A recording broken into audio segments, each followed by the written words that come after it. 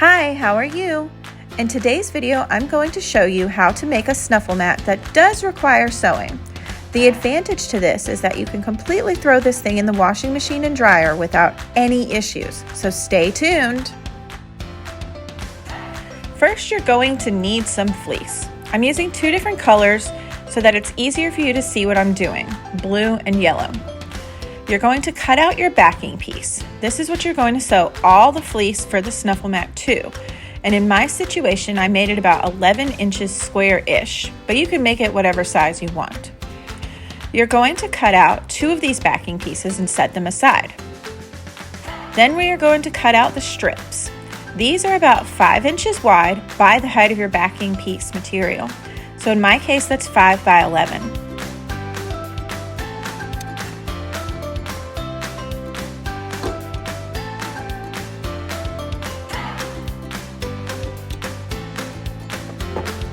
Then you're going to fold each strip in half and just kind of spread them out on the fabric. This is the way I placed mine, about an inch apart, and you're going to do this all the way across to make sure you have enough strips to cover the fabric.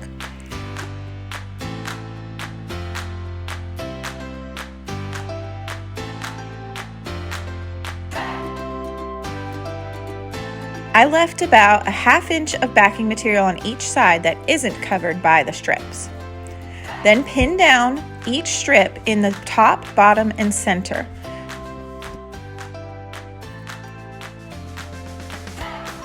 Repeat this process for every strip across your piece of backing fabric.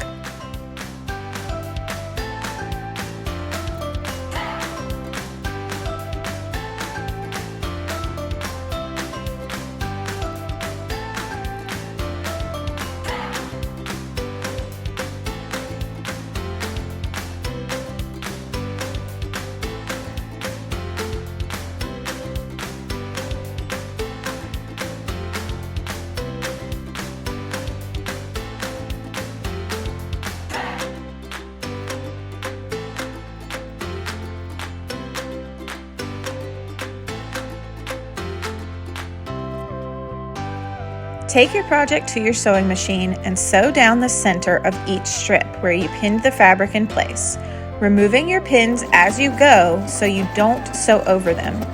Unlike me, don't do like I do in the beginning of this clip.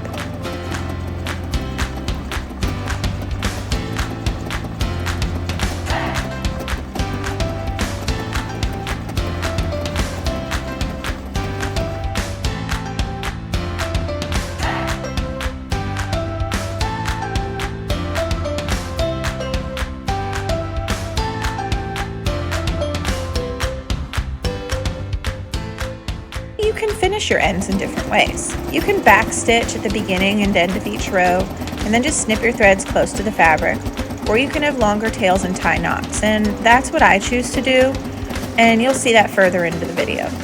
You're going to repeat whichever process you choose for every strip, sewing down the center and making sure to remove your pins as you go.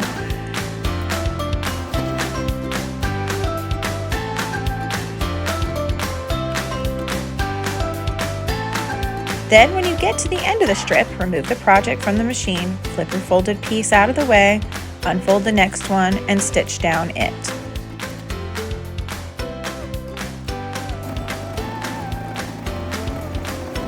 Repeat this process until you have sewn down every single strip.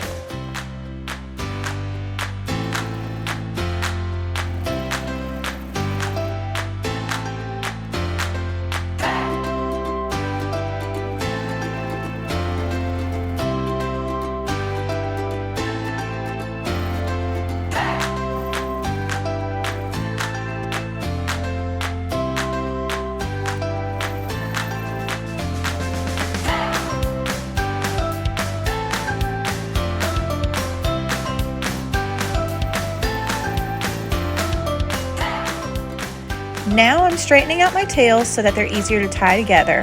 This is what method I choose, and then clip them in the next step. I've started doing this with pretty much everything I sew because I found that things that I backstitch came undone as I used the item. And since I know that this is going to get washed and dried quite a bit, I'm going to make sure that's not going to happen. The little threads are risk to toes and tails, so making sure they're secure is extremely important to the safety of your pets.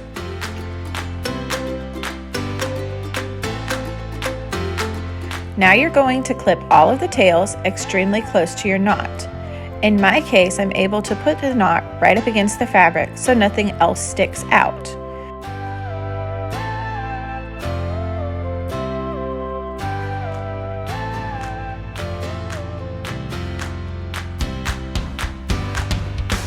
And then you can simply clip your threads.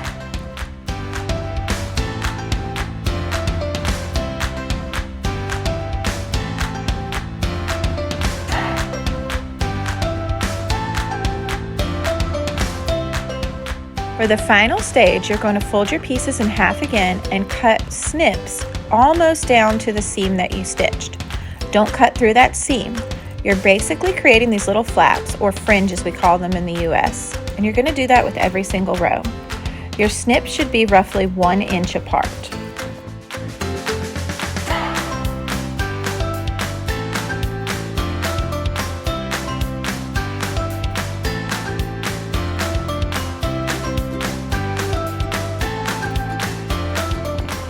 Now, if you like the project from here, you can consider it completed.